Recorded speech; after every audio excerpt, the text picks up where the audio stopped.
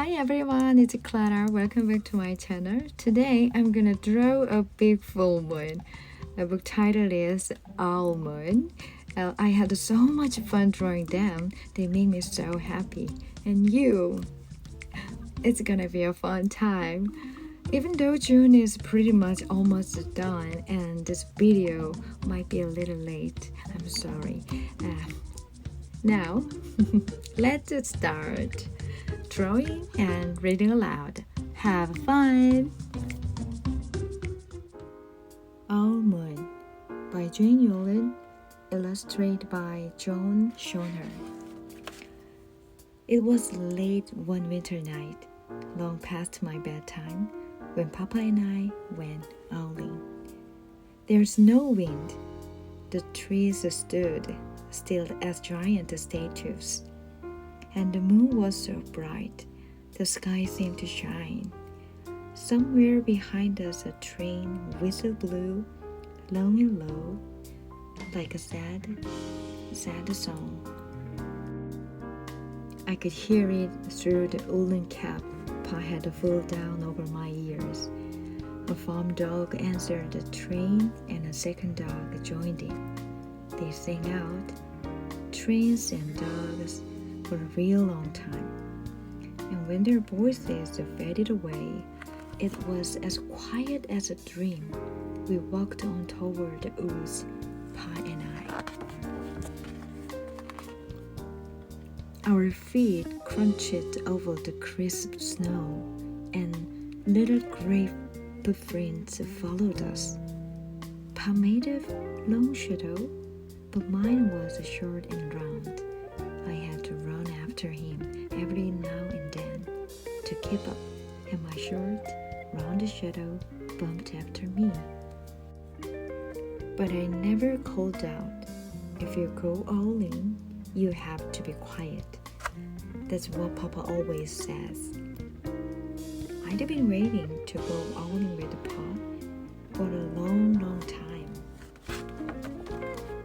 We reached the line of pine trees, black and pointy against the sky, and Pa held up his hand.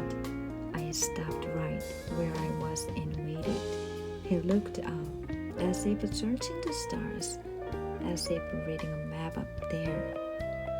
The moon made his face into a silver mask. Then he called, "Ooh, ooh, ooh, ooh, ooh, ooh." The sound of a great horned owl. Ooh, ooh, ooh, ooh, ooh, ooh. Again he called out, and then again. After each call he was silent, and for a moment we both listened, but there was no answer. Pa shrugged, and I shrugged. I was not disappointed. My brothers all said that sometimes there's an O and sometimes there isn't. We walked on. I could feel the cold, as if someone's icy hand was palmed down on my back. And my nose and the tops of my cheeks felt cold and hot at the same time. But I never said a word. If you go owling, you have to be quiet and make your own heat. We went into the woods. The shadows were the blackest things I'd ever seen. They stained the white snow. My mouth felt furry, for the scarf over it was wet and warm. I didn't ask what kinds of things hide behind the black trees in the middle of the night. When you go owling, you have to be brave. Then we came to a clearing in the dark woods. The moon was high above us. It set 2 feet exactly over the center of the clearing, and the snow below it was whiter than the milk in a cereal bowl. I sighed, and Papa held up his hand at the sound. I put my mittens over the scarf over my mouth and listened hard. And Then Pa called, "Ooh, ooh, ooh, ooh, ooh, ooh, ooh, ooh, ooh, ooh, ooh, ooh." I listened and looked so hard. My ears hurt and my eyes got cloudy with the cold.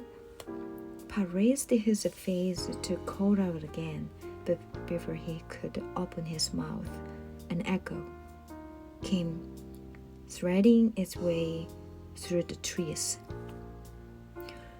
Ooh, ooh, ooh, ooh, ooh, ooh. Pa almost smiled. Then he called back, "Ooh, ooh, ooh, ooh, ooh, ooh." Just as if he and the owl were talking about supper, or about the ooze, or the moon, or the cold, I took my mitten off the scarf of my mouth, and I almost smiled too. The owl's call came closer from high up in the trees on the edge of the meadow. Nothing in the meadow moved. All of a sudden, on our shadow, part of the big tree shadow lifted off and flew right over us. We watched silently with heat in our mouth, the heat of all those words we had not spoken. The shadow hooted again. Pa turned on his big flashlight and called the owl just as it was landing on a branch. For 1 minute, 3 minutes, maybe even 100 minutes, we stared at one another. Then the owl pumped its great wings and lifted off the branch like a shadow without sound. It flew back into the forest.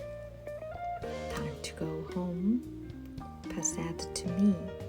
I knew that I could talk. I could even laugh out loud, but I was a shadow as we walked home. When you go owling, you don't need words or warmth or anything but hope. That's what Papa says, the kind of hope that flies on silent wings under a shining almond. Thank you for listening. Have a great night. Goodbye. See you later.